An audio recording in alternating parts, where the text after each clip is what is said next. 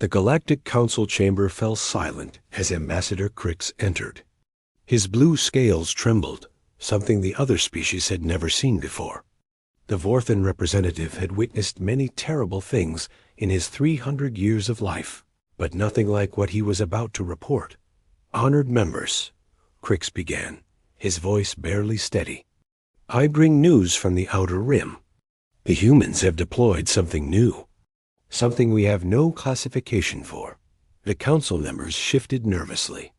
They all knew about humans. Every species in the galaxy had learned to fear Earth's warriors. Humans were the only species that seemed to enjoy war, that treated combat like an art form. While other races fought for resources or territory, humans fought for concepts like freedom and honor. They were unpredictable, resilient, and worst of all, creative in their violence.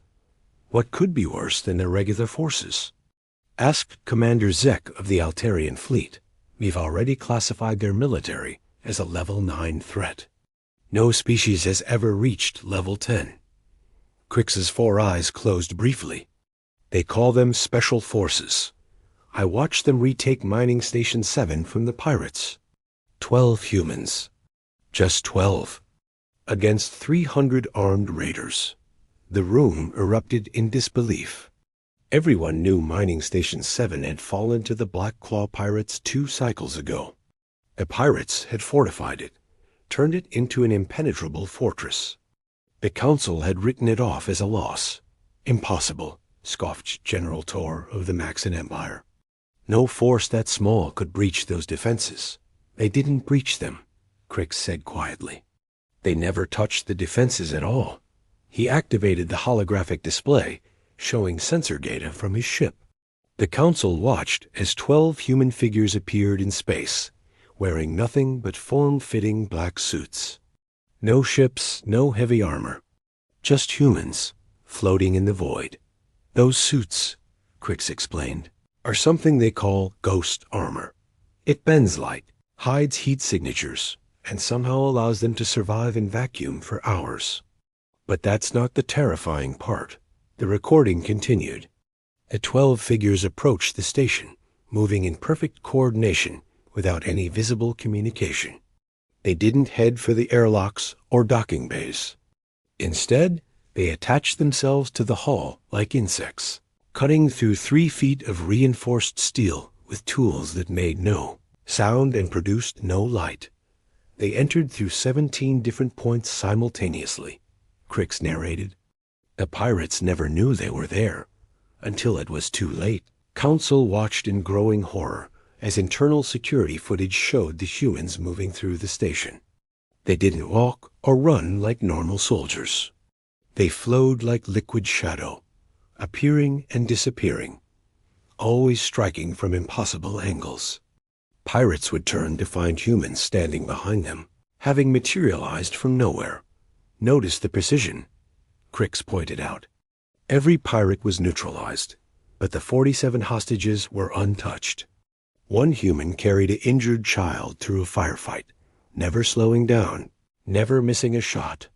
The footage showed one human, marked as team leader, facing down the pirate captain in the command center. The pirate, a massive Gronok warrior, laughed and charged with his energy blade. The human didn't move until the last microsecond, then shifted slightly, grabbed the alien's arm, and used his own momentum to send him flying into the wall. The fight lasted 3 seconds. The entire operation took 17 minutes, Crix concluded. From first breach to full control. The regular human military already terrified us, because they're willing to die for their causes. But these special forces, they don't need to die. They've mastered the art of war to such a degree that they make it look like magic. Ambassador, Crix looked around the chamber at his fellow representatives. The humans have a saying, regular soldiers are the hammer. Special forces are the scalpel. We've been dealing with their hammer for 50 years. Now they've shown us the scalpel. The Council sat in stunned silence, processing this information. They had thought they understood humanity's military capabilities. They had been wrong. The galaxy had learned to fear human soldiers. Now they would learn to fear human shadows. Asterisk. Major Tom Bradley stood before the 1,000 human soldiers assembled in the underground facility on Mars. Each one was already elite, the best the respective military branches could offer. Rangers, Marines, paratroopers, Navy fighters, all had proven themselves in countless battles across the galaxy. Yet only 20 would leave this facility as special forces. "Look around you," Tom commanded, his voice carrying across the massive hangar. "Every person here has saved lives, won battles, earned medals. You're all heroes by any standard. But we're not looking for heroes." The soldiers exchanged glances. "If not heroes, then what?" "Heroes fight with courage and strength," Tom continued, pacing before them. "Special forces fight with something else entirely. Intelligence, patience, the ability to become something more than human when necessary, and less than human when required." He gestured to the walls around them. Bare metal and concrete, no windows, no decorations. "For the next 6 months, this is your world. No outside contact. No mercy. No second chances. The moment you fail a test, you're gone. And these won't be normal tests." The first week eliminated 300 candidates through physical trials that pushed beyond human limits. Not just strength or speed, but the ability to function without sleep for 96 hours, to hold their breath underwater for 7 minutes, to withstand temperatures that would kill most species. Private Jack Wilson watched his bunkmate collapse during the ice trial, body shutting down after 4 hours in sub-zero conditions, wearing only basic clothing. Jack wanted to help, but that would mean his own elimination. This was the first lesson, mission before emotion. The second month focused on the mind. Candidates were subjected to psychological warfare, sensory deprivation, and puzzles that required thinking in ways that defied human instinct. They learned to control their heartbeat, to resist interrogation techniques that had broken war-hardened veterans, to maintain perfect recall under extreme stress. "Your mind is your primary weapon, instructor," Captain Mary Roberts explained while candidates hung upside down, solving complex equations as ice water dripped on their faces. A Special Forces operator with no weapons is still deadly. A regular soldier without weapons is just a person. Lieutenant Alex Kane excelled at these trials. While others struggled to remember 20-digit codes under pressure, Alex memorized entire building layouts from a 2-second glimpse. But memory wasn't enough. The third month taught them to forget. "Sometimes," Major Tom explained, "you'll need to become someone else entirely. Not just pretend to actually become. This means erasing parts of yourself temporarily." They learned method acting techniques used by deep cover spies, how to alter their walk, their speech patterns, even their unconscious habits. Alex spent a week living as a janitor, another as a wealthy merchant, another as a religious pilgrim. Each time, the instructors would try to break their cover with unexpected tests. One wrong reaction meant elimination. The fourth month introduced the technology. The ghost armor wasn't just worn. It became part of them. Neural interfaces connected directly to their nervous systems, making the suit's capabilities feel like natural extensions of their bodies. They learned to see in spectrums beyond human perception, to hear conversations through walls using vibration analysis, to move in ways that physics shouldn't allow. "The suit costs more than a battleship," Tom told them, "but it's useless without the right mind controlling it. That's why we need you to be perfect." By month 5, only 40 candidates remained. Now came the real test, working as a unit. Special Forces didn't operate as individuals, but as a single organism with multiple bodies. They developed a form of battlefield telepathy, reading each other's intentions through micro-movements, breathing patterns, even heartbeats detected through their suits. Jack, Alex, and 4 others formed Team 7. They learned to move through darkness in perfect synchronization, each knowing exactly where the others would be without looking. They could clear a building with their eyes closed, relying entirely on their connection to each other. The final test came without warning. Alarms blared at 0300 hours. Real pirates had taken a civilian transport near Jupiter. This wasn't a simulation. 20 seats on the shuttle, Tom announced. First 20 to complete the mission brief and gear up properly make the team go. Chaos erupted as 40 candidates rushed to prepare. But chaos was the test. Special forces couldn't afford panic. Team 7 moved with practiced calm, helping each other, double-checking equipment. Finishing with 2 minutes to spare as the shuttle launched, Tom watched the 20 chosen operators. From 1,000 heroes, they had found 20 shadows. 20 humans who had transcended normal limitations. The galaxy feared humanity's warriors.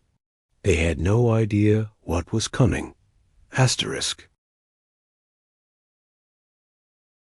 The diplomatic vessel Harmony drifted powerless in space, its distress beacon painting the darkness with desperate pulses of light. Inside, 300 delegates from 12 different species huddled in fear as Ravager clan warriors stalked the corridors. The pirates had chosen their target perfectly. Representatives heading to a peace summit, worth fortunes and ransomed out Captain Alex Kane, studied the tactical display in the stealth shuttle approaching the vessel. Team 7 had been given their first real mission just 6 hours after completing training. No time to celebrate, no time to doubt. Ravagers are smart, Alex told the team. They've welded the airlocks shut and have motion sensors on every approach vector. They're expecting a traditional assault. Good thing we don't do traditional? Jack responded, checking his ghost armor systems. The suit hummed quietly, its surface already shifting to match the star field behind them. Remember, Alex continued, this isn't just about rescuing hostages. The galaxy is watching.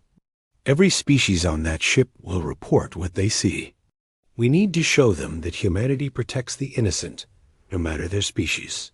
Private Lisa Park, their tech specialist, pulled up the ship's schematics. I've found our entry point. The waste processing vents on Deck 12. It's disgusting, but the pirates won't expect anyone to come through literal sewage. Perfect, Alex said without hesitation. We're not here to be comfortable. 20 minutes later, Team 7 floated in space 200 meters from the Harmony. Their ghost armor rendered them invisible to every sensor the pirates had. They moved without thrusters, using controlled bursts of compressed air that produced no heat signature. Jack reached the waste vent first, his suit systems immediately analyzing the toxic mixture inside. Composition is nasty, but survivable. Suits can filter it. They entered one by one, swimming through alien waste in complete darkness.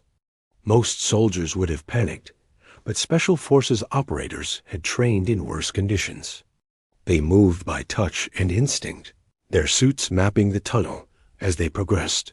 They emerged in a maintenance room, suits automatically cleaning themselves with ultrasonic pulses. Lisa accessed the ship's internal network through a wall terminal, her neural interface allowing her to think in code. I have eyes, she whispered. 42 Ravagers, mostly on the upper decks. They're keeping the delegates in the main hall. But there's a problem. They have dead man switches.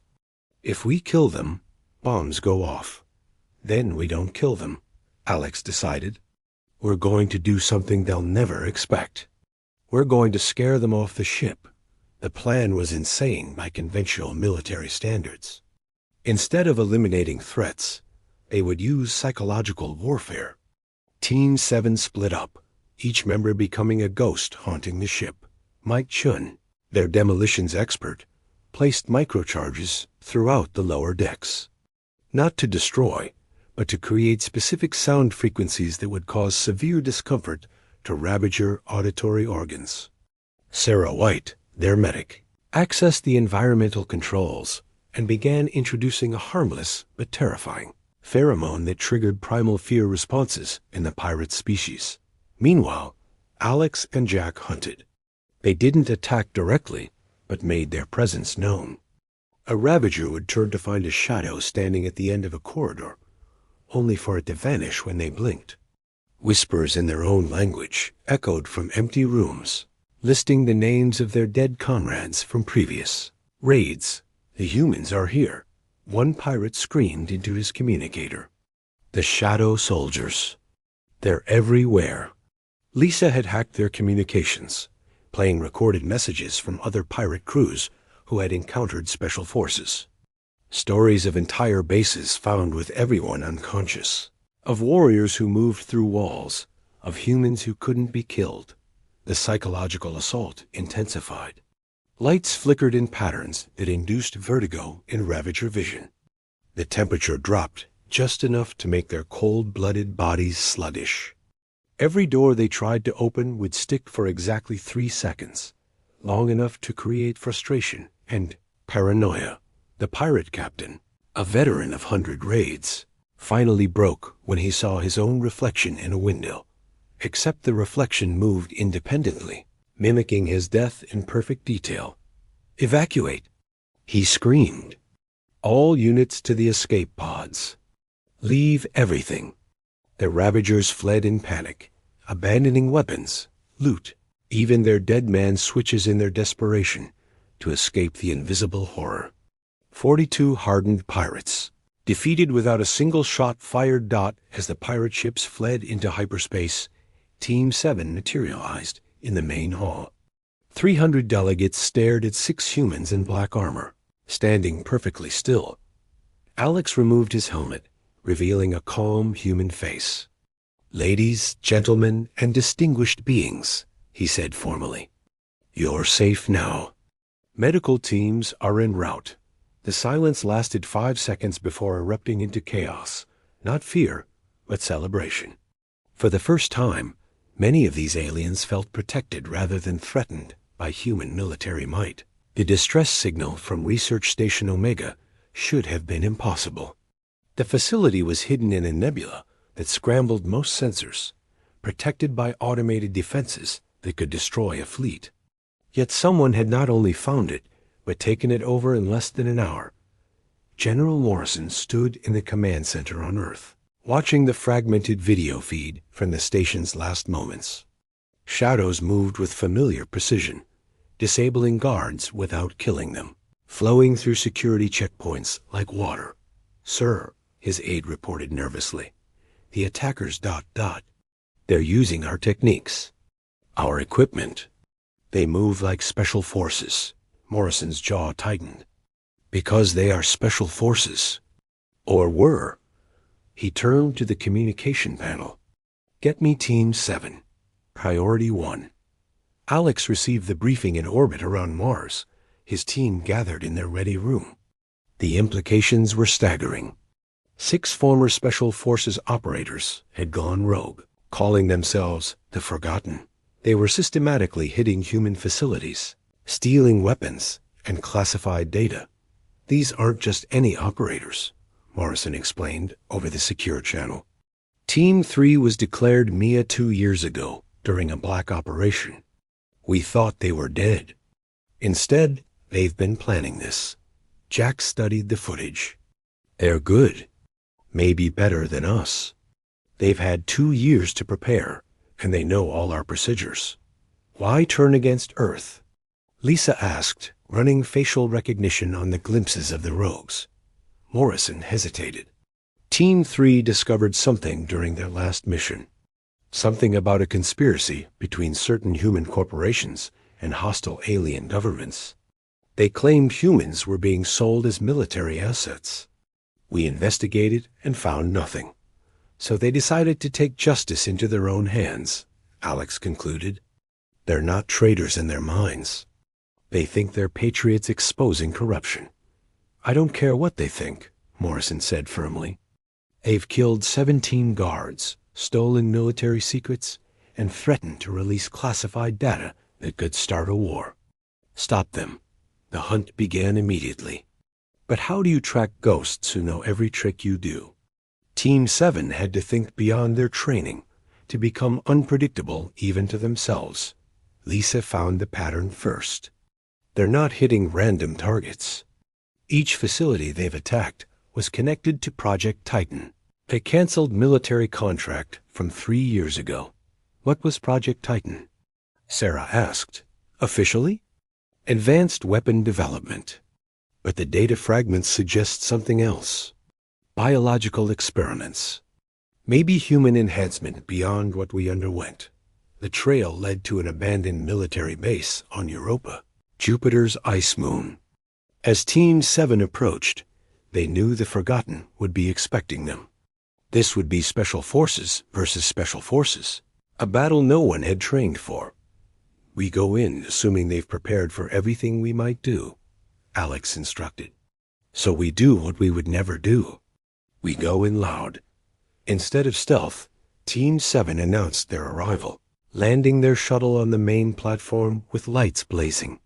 It was so unexpected that the Forgotten hesitated for crucial seconds. The base became a battlefield of shadows.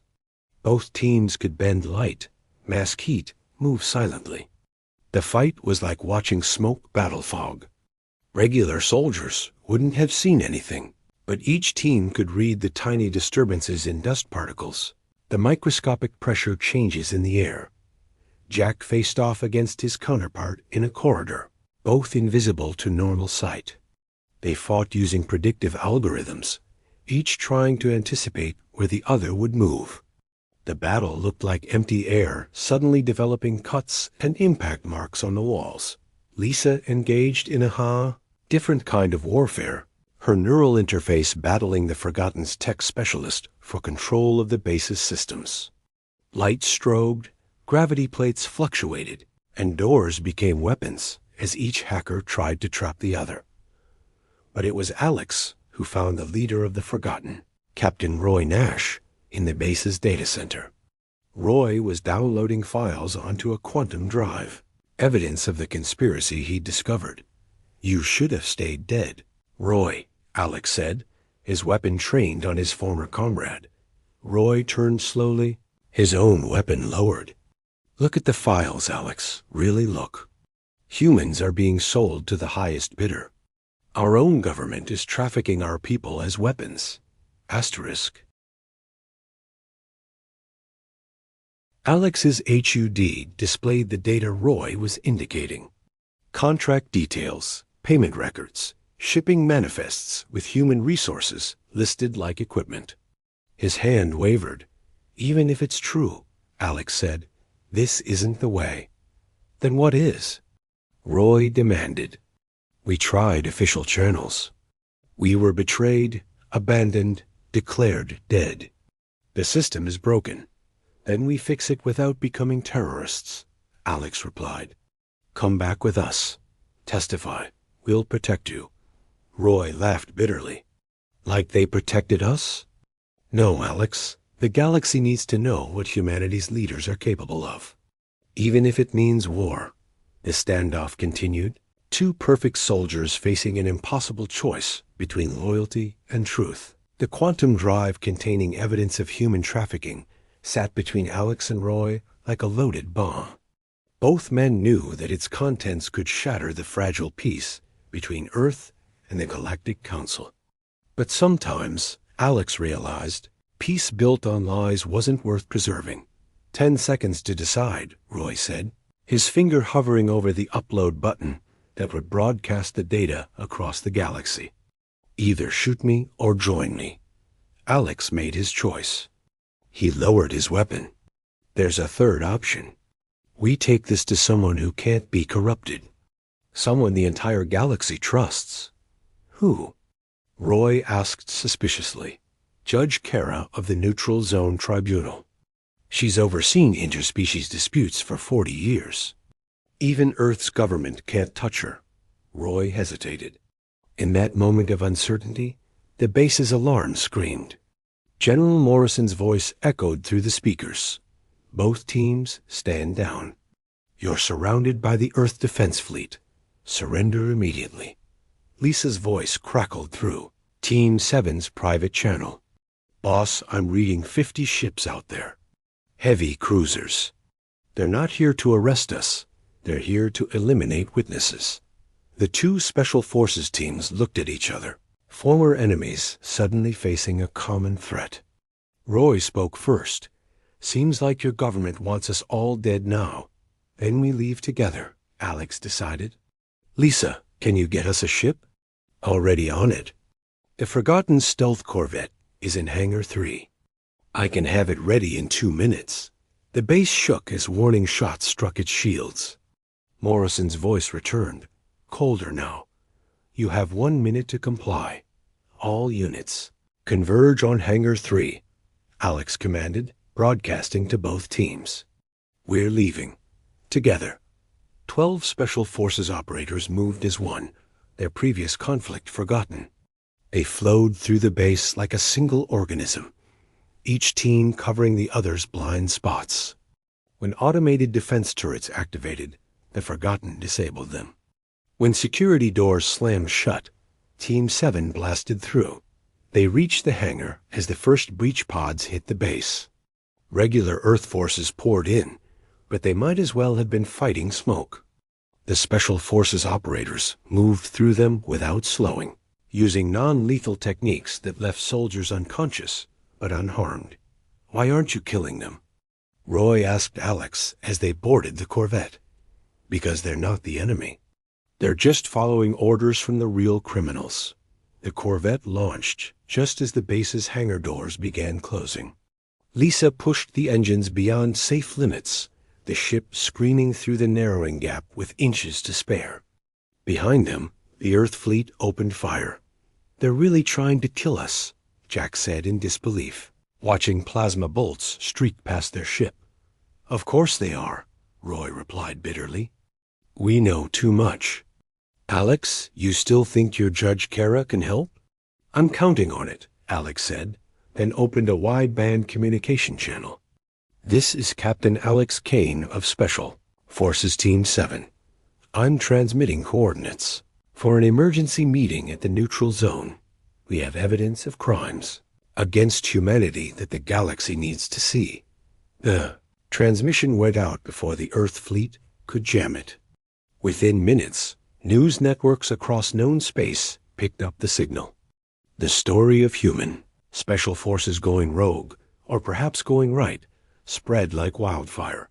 The journey to the neutral zone took 18 hours of dodging, Earth patrols and navigating asteroid fields.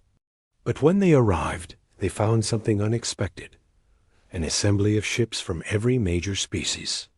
The Galactic Council had come to witness whatever truth the humans were bringing. Judge Kara, an ancient being whose species predated most civilizations, reviewed the evidence in her courtroom station. The data was damning. Earth corporations had been selling human soldiers to alien warlords, using them to destabilize regions for profit. Government officials had covered it up, declaring whistleblowers as casualties of war. This is troubling, Judge Kara announced to the assembled representatives. But even more troubling is Earth's attempt to silence these soldiers. Captain Kane, what do you request?